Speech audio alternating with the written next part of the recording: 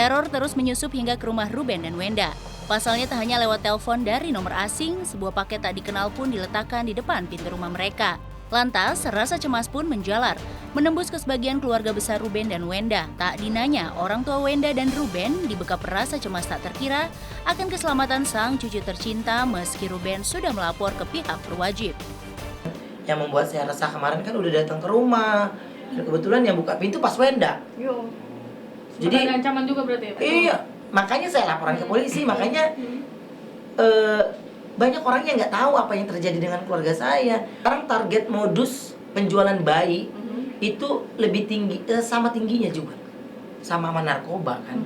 Dan lo bayangin nggak, gue minggu kemarin itu waktu gue tersita banyak untuk mikirin hal-hal yang menurut gue itu buang waktu, tapi ini kan keselamatan keluarga, ya kan. Gue ninggalin Wenda tuh sama Wenda langsung nggak ada, orangnya udah pindah, jebret. Mungkin Wenda pakai baju rumahan, dia nggak ngehin juga kan, nggak ada, orangnya udah pindah, jebret gitu. Dan itu kan bikin resah orang rumah kan. Ada ancamannya seperti apa sih maksudnya? Teror telepon Wenda, lebih ngincarnya ke Wenda. Halo Wen, di mana Wen? Posisi di mana? Ini nih, gue mau ketemu nih. Ada janjian sama siapa-siapa. Gue membuang banyak waktu, orang tua saya jadi jatuh sakit. Coba bayangin, orang tua saya di jantung, baca nonton itu, terus baca itu, dan bukan dari saya sengaja rahasiain. Kakak saya bilang, TV di rumah matiin, bilang belum bayar. Temen yang telepon. Nah, masa gue mau cabut handphone bapak gue juga? Papaku udah umur 70 tahunan loh. Iya kan, jadi udah balik lagi ke kanak-kanak. Dia bisa nangis-nangis, sedih banget. Terus dadanya sakit, lari ke rumah sakit, duit lagi. Coba. Terus adiknya dia yang di Taiwan juga sedih, mikirin ini. Akhirnya jadi menyita. Papi maminya masih jualan.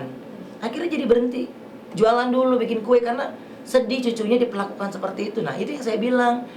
Kalau bayi itu kan nggak ada, dia nggak buat salah, dia tidur nggak nyusahin orang.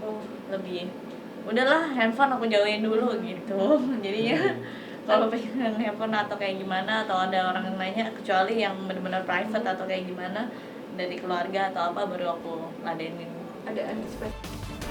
Sebagai langkah antisipasi, Ruben pun memasang kamera pengintai di tempat kediamannya. Tentunya belum menjamin keselamatan keluarga tercinta, setidaknya Ruben sudah menempuh langkah bijak menjaga sang anak dan istri tercinta dari jangkauan orang-orang tak bertanggung jawab. Lantas, benarkah karena sudah geram dan gerah, Ruben pun menantang sang peneror untuk bisa duel terbuka di lapangan? CCTV pasti, tapi sekarang saya lagi mau ganti CCTV lagi. CCTV ada yang lebih keren lagi gitu. Jadi itu safety yang bisa saya jaga. Saya juga belum ketemu sama Pak RT di rumah gitu, maksudnya nitip-nitip. Karena kan rumah saya kan masih townhomes, masih baru, dan masih banyak yang masih dibangun, jadi security-nya masih belum ketat. Nah, itu dia tuh. Gitu. Tapi akhirnya dengan kejadian ini akhirnya jadi ada hikmahnya gitu. Yang penting saya sudah melaporkan ke pihak polisian, dan akun Instagram saya, Wenda dan Thalia, itu dalam pantauan kepolisian.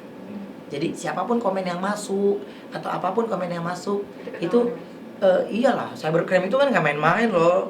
Itu udah masuk, karena ini masuknya udah ke kriminal kan, penjualan bayi. Dan apalagi pas lagi saya laporan ke polisi, terus ada ibu-ibu baru keluar juga, anaknya baru 3 hari keluar, baru kejadian gitu doang, lebay. Itu resiko kerjaan artis. Wah, masa penjualan bayi dibilang resiko pekerjaan artis? No, itu kriminal, nggak boleh. Kalau lu hina gue balas di tempat lah. Tapi kalau lu hina anak gue dan istri gue lah balas ke polisi lah. Itu yang saya bilang.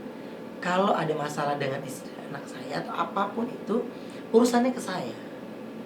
Ya, kalau seandainya pelakunya laki-laki, kita berantem di lapangan. Infotainment sudah datang semua nonton. Siapa yang lebih laki? Ya nggak? Kasarnya, saya sudah menjadi pemimpin. Kepala buat kaki, kaki buat kepala, dia buat anak. Seperti apa serunya kebersamaan Ashanty dan Arsy? Selengkapnya hanya di Cumi Camp.